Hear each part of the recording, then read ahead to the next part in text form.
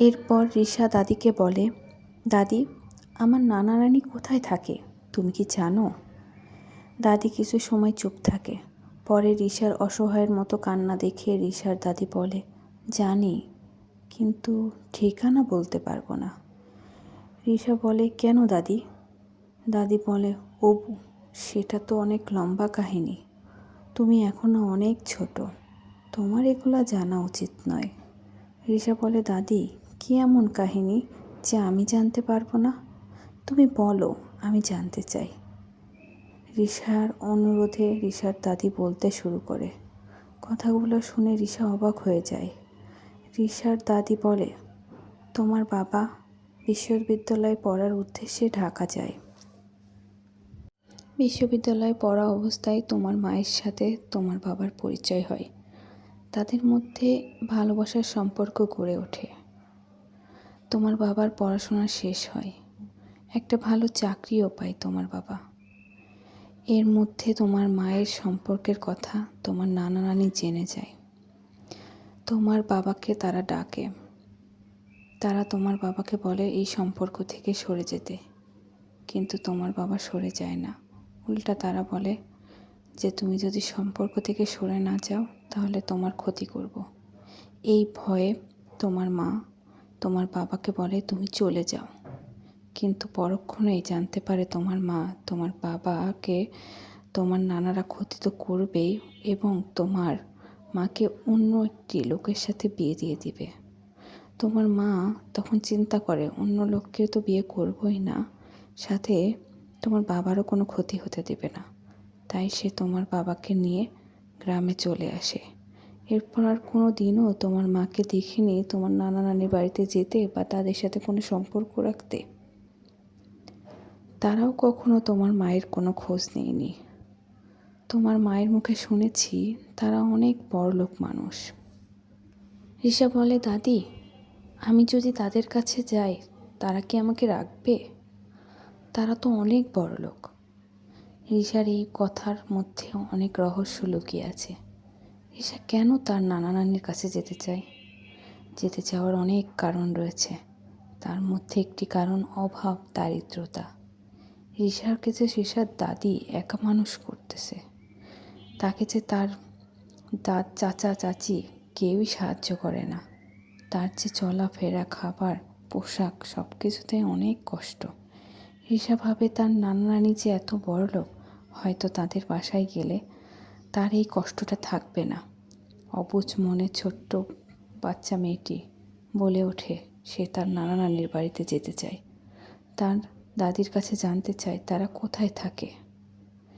সে গেলে কি তারা তাদেরকে মেনে নিবে? কিন্তু তার দাদি বলে, আমি চিনি না তাদের বাড়ি কোথায়। রিশা বলে, আমি প্রতিদিন নামাজ পড়ে আল্লাহর কাছে প্রার্থনা করব, আমি যেন আমার নানা নানির খোঁজ পাই। রিশা প্রতিদিন আল্লাহর কাছে প্রার্থনা করে। আল্লাহ হয়তো এই এতিম ছোট মেয়েটির দোয়া কবুল করেছে। হঠাৎ একদিন একজন লোক বড় কালো গাড়ি নিয়ে ওদের গ্রামে আসে আর ওর বাবার নাম ধরে খোঁজ করতে থাকে। রিশার ছোট চাচা লোকটাকে ওদের বাড়িতে আনে। উনি ওনার মেয়েকে দেখতে চায়, অর্থাৎ রিশার মাকে দেখতে চায়। কিন্তু রিশার দাদি বলে, আপনার মেয়ে জামাই কেউই আর এই পৃথিবীতে নেই। উনি চিৎকার করে কান্না করে ওঠে এবং কান্না করার কারণ একটি মেয়ে, রাগ অভিমানে মেয়ের সাথে হয়তো এত বছর যোগাযোগ করেনি, কিন্তু একমাত্র মেয়ে হারানোর শোক পিতার কাছে অনেক বড়, সহ্য করা যায় না। শুধু পিতামাতাই জানে একমাত্র সন্তান হারানোর কষ্ট। এরপর রিশার দাদি সব ঘটনা বলতে শুরু করে। রিশার দাদি ওর নানাকে বলে, এই দুনিয়াতে শুধু আপনার নাতনি আছে, যেটা আপনার মেয়ের শেষ চিহ্ন। রিশা ওনার সামনে আসে। উনি রিশাকে জড়িয়ে ধরে কান্না করে, রিশাকে অনেক আদর করে এবং ওনার ভুল স্বীকার করে। ওনার এত কঠোর হওয়া উচিত হয়নি। উনি যদি এত কঠোর না হতো আজ এই দিনটি দেখতে হতো না। হয়তো তার মেয়ে জামাই সবাই এই পৃথিবীতে বেঁচে থাকতো, খুব ভালো একটা পরিবেশ, ভালো একটা জীবনযাপন করতো, আর ওর আর ওনার নাতনি এত ছোট বয়সে এতিম হতো না। কথাটা ভেবে উনি অনেক কান্না করছিল এবং নিজেকেই নিজে বারবার দোষী করছিল। রিশার নানি অনেক অসুস্থ। রিশার নানি বারবার রিশার মাকে দেখতে চায়। তাই উনি আজ ওনার সব রাগ অভিমান ভেঙে রিশার মাকে নিতে আসে গ্রামে। কিন্তু ভাগ্যের কি নির্মম পরিহাস, উনি যখন সব কিছু মেনে নিল, যাদেরকে মেনে নিল সেই তারাই আজ পৃথিবীতে নেই। উনি রিশাকে ওনার সাথে নিয়ে যেতে চায়। হাজার হলেও ওনার একমাত্র মেয়ের শেষ চিহ্ন বলে কথা। রিশা অনেক খুশি, কারণ জানে তার নানা নানি অনেক বড়লোক। রিশা তো এতদিন ধরে এই দিনটিরই আশা করছিল, কবে তার নানা নানির কাছে সে যেতে পারবে আর একটা ভালো জীবনযাপন করতে পারবে, যেখানে অন্তত খাবারের কোনো কষ্ট হবে না। যাই হোক, অবশেষে রিশা তো তার নানার সাথে যাওয়ার জন্য রাজি। কিন্তু রিশার মনে একটা গভীর দুশ্চিন্তা শুরু হলো, সেটা তার দাদিকে ঘিরে। তার দাদিরও বয়স হয়েছে, একা মানুষ কি করে থাকবে এখানে। রিশা অনেক ভয় নিয়ে ওর নানার কাছে গিয়ে বলে, নানা ভাই, আমি দাদিকে আমার সাথে নিয়ে যেতে চাই। রিশার নানা খুবই উৎফুল্ল মনে বলে, অবশ্যই নানু ভাই, তোমার ইচ্ছা, তুমি যাকে ইচ্ছা তাকে নিতে পারো আমার বাসায়, আমার কোনো অসুবিধা নেই।